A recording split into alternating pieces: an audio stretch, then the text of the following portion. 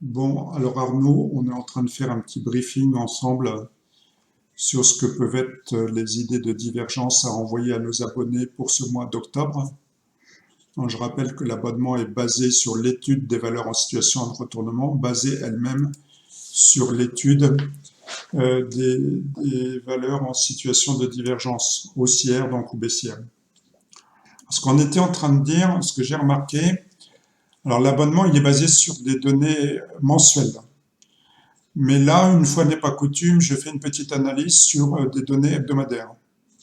Ça, c'est Waldata, je ne suis pas payé pour faire de la pub, c'est un logiciel qui permet, avec un de ses modules, de détecter automatiquement des divergences. Ce que j'ai remarqué, c'est que sur plusieurs fonds or, donc des fonds communs de placement mondiaux, le BlackRock World Gold Fund, le Edmond Rothschild Gold Sphere, donc c'est des gros fonds quand même, le tracker eShare Gold Producer, le VanEck Vector qui est aussi un tracker, le Lyxor Nice Arca Gold, le Global Golden Precious qui est un fonds commun de placement. On peut remarquer, donc je répète en données hebdomadaires, on peut remarquer des divergences haussières qui sont en train de se construire. Je rappelle en deux mots ce que sont des divergences. C'est un point bas sur les prix qu'on voit dessiné dans la partie haute du graphique et un indicateur qui fait, lui, un plus haut, plus haut. Ici, on a un point bas, on a un point haut. Pendant ce temps-là, les prix font point haut, point bas. Quand l'indicateur dépasse le point médian qui se trouve dans la divergence, on peut considérer que la divergence est validée. Et donc, Arnaud, là, tu me faisais remarquer, fort judicieusement, que on a potentiellement un RSI qui s'est redressé après la divergence et qui vient s'appuyer sur la ligne RSI de validation de la divergence. On a ça sur le BlackRock World Gold Fund, on a ça sur le Edmond Rothschild Gold Sphere. Divergence, c'est pas parfaite, elle n'est pas dessinée ici, mais elle est là. Le RSI, c'est pareil, il est en train de se redresser, à la condition, bien entendu, que les données hebdomadaires finissent comme ça vendredi, parce que sinon l'étude serait invalidée. Le eShare Gold Producers, le tracker des producteurs d'or, des mines, pareil, dessine une divergence qui est bien marquée. Là, c'est le slow stochastique qui s'est bien redressé. Le VanEck Vector, qui est un autre tracker, a une divergence qui n'est pas dessinée, mais qui est ici, qui est en train de se construire. Le Lyxor, c'est un peu plus... Là, il y a une petite erreur de tracé de cours, mais c'est pas grave. Et le Global Golden Precious, même remarque, on a un RSI qui est en train de se construire à la hausse. Alors, c'est pas le mouvement le plus extrêmement violent que j'ai connu, mais on a peut-être quelque chose qui se passe sur l'or. Alors, c'est difficile à admettre quand on regarde le comportement de l'once d'or, parce que l'once d'or, il est quand même en relative difficulté. Que je prenne des données hebdomadaires ou là je prends des données hebdomadaires, on a quand même un schéma très baissier. On a un embryon de divergence qui n'est pas validé ici, parce qu'il faudrait, je vous disais, qu'on ait franchi le point haut du milieu de la divergence. Je trace une divergence là, si je trace un point bas là. Mais c'est peut-être en train de se faire. Donc j'invite nos abonnés à s'intéresser tout doucement à ce que pourrait faire l'or dans les prochaines semaines. À regarder ça de très près. Ça sera d'ailleurs la recommandation de ce mois d'octobre, même si, je disais, l'étude est un peu plus basée sur des données hebdomadaires. Mais on peut s'intéresser à ça. Voilà. Qu'est-ce que tu en penses, Arnaud? J'en j'en pense que le fait que ça se produise sur plusieurs fonds en même temps, c'est représentatif et que potentiellement, s'il y a un retournement du dollar, une baisse de force du dollar, ce sera bon pour l'or. Oui, alors il est vrai que l'once d'or est faible parce qu'elle est libellée en dollars. Comme le dollar est fort, le rapport once sur dollar est forcément affaibli. Hein, tu as raison de mentionner qu'on est fortement dépendant du dollar index. Pour ça que peut-être les fonds qu'on a vus dans le logiciel précédent il y a des grosses mains qui sont peut-être en train de se placer sur les fonds avant de se placer sur l'once d'or. De toute façon, les fonds réagissent toujours un peu avant l'once d'or. Bon, c'est pas une garantie absolue, mais c'est intéressant à regarder. Voilà.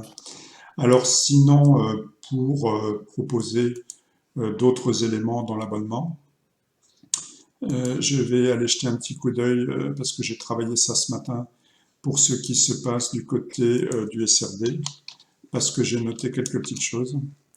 Alors cette fois-ci, ça va être dans marché SRD. J'ai noté, on va aller chercher les SRD et on va les voir. Donc là, cette fois, on va se mettre en mensuel puisque c'est le propre de l'abonnement. On va se mettre en mensuel ici et ici.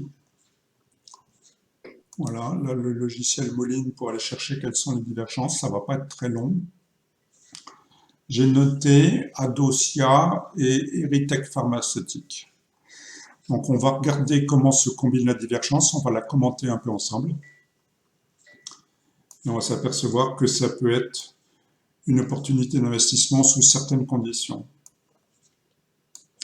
Alors en l'occurrence, Eritech Pharma, là on voit que la divergence du slow stochastique est en train de se construire. Elle n'est pas parfaitement validée par franchissement du point haut de l'entre-deux points des divergences, mais j'aime bien cette forme-là de divergence aplatie sur l'indicateur et de très faible pente sur les prix. J'espère que vous voyez bien. Ça peut être une opportunité. Alors je me suis renseigné auprès d'un analyste fondamental qui m'a clairement dit que Eritech Pharma était quand même une très grande coquille vide, que les managers n'étaient pas bons, qu'ils font des communications extrêmement désastreuses. Donc il faudrait vraiment avoir de la chance pour que, comparé à l'analyse fondamentale, l'analyse technique donne raison à l'analyse fondamentale. Donc il faudrait y aller avec toute la plus grande prudence qui soit quand même. Ce que m'a mentionné l'analyste fondamental, c'est que c'est une société qui avait malgré tout beaucoup de cash, beaucoup de trésorerie. Adocia, on a à peu près le même genre de config, avec là donc un slow stochastique qui est sur le point de valider sa divergence par franchissement de ce point-là. J'ai pas un avis beaucoup plus rassurant de mon analyste fondamental sur Adocia, parce qu'il m'a dit que donc c'était une société qui était gênée par le fait qu'ils viennent de mettre sur le marché beaucoup d'obligations convertibles. Donc ça risquait de freiner la progression du titre. Mais on a quand même au niveau de l'analyse technique une divergence haussière que j'aime assez bien. On a là le point bas sur les prix et un point haut avec quelque chose d'assez étalé comme divergence qui se construit assez bien. Elle n'est pas parfaitement validée non plus par franchissement du point haut, mais on peut peut-être mettre une petite pièce si toutefois on peut se permettre de s'exprimer ainsi. Voilà, vous avez votre stop sur Eritech Pharma, sur Adocia, vous avez votre stop sur Eritech Pharma. Pour ceux qui voient le mal, le stop sur Eritech Pharma serait à placer à 0,31 et le stop sur Adocia serait à placer à 2,70. Je rappelle que c'est des données mensuelles et que parfois on met du temps à voir les cours bouger. Voilà ce que j'ai pu remarquer pour nos abonnés ce mois-ci. Voilà. Oui, peut-être aussi mettre en lumière la belle performance de Worldline, qui avait été recommandée il y a quelques semaines. Alors pourquoi pas, on va jeter un petit coup d'œil à Worldline. Parce que c'est vraiment un cas d'école en termes de divergence. Et de... Worldline, est-ce qu'il va... Alors non, qu'il ne va pas l'appeler comme ça, il faut que j'appelle ça par son nom complet. Worldline. Worldline. Confirmé. On a un beau parcours, oui. Je crois que le stop a été chatouillé par rapport à celui qui était proposé dans l'abonnement quand même, il faudra qu'on vérifie. Donc j'avais mis à jour les performances des valeurs en situation de retournement jusque vers le milieu 2022. Ce sera à toi, Arnaud, de reprendre le flambeau. Pourquoi je changeais cette vidéo avec Arnaud? Parce qu'Arnaud Fond Rouge, que vous voyez à l'écran, est la personne qui a repris ma société et qui va probablement d'ici le mois de novembre, pour ce qui est de l'étude des valeurs en situation de retournement, satisfaire à la continuité de vos abonnements. Voilà, vous pouvez lui faire confiance sur sa capacité à identifier les choses intéressantes sur le marché, par la bonne simple raison qu'il a été formé par moi il y a une douzaine d'années. Et Voilà, on puis, va arrêter les fleurs. Je propose qu'on arrête l'enregistrement là. Donc, si vous avez retenu, on s'intéresse à l'or. Alors là, on voit plus mon écran. Je repartage mon écran. On peut s'intéresser au comportement de l'or. Ça, c'est Worldline. L'or, on l'avait vu. Je remontre très très rapidement pour conclure ce que l'on pouvait voir sur plusieurs fonds or. Donc ça ne doit pas être très loin, c'est là. Plusieurs divergences, donc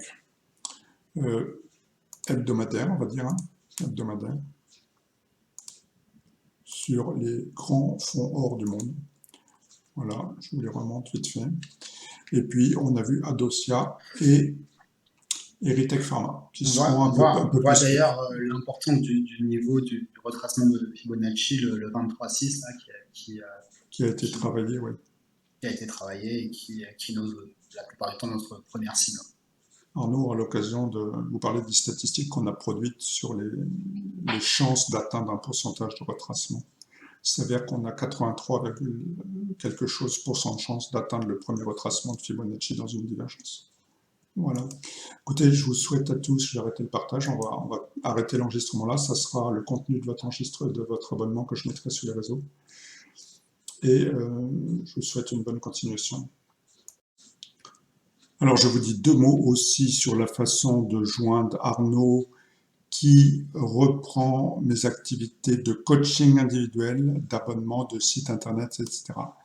Voici ses coordonnées, Arnaud Fonrouge, fonre, fonre, @outmail.fr, 06 89 10 09 31. Et vous avez aussi la possibilité de trouver toutes sortes d'informations sur mon site internet que vous trouverez là. Le peu que j'arrive à balancer mon écran de droite facilement à gauche, www.pascaltrichet-trading attaché avec des explications sur les deux abonnements que nous dispensons ensemble, que Arnaud va reprendre, l'abonnement des rotations et cet abonnement particulier sur l'étude des valeurs en situation de retournement. Comment acheter des actions ou détecter des retournements, avec pas mal de choses téléchargeables et avec les éléments de coût et d'abonnement. Voilà, je vous remercie de m'avoir écouté. À plus tard. Bonne continuation.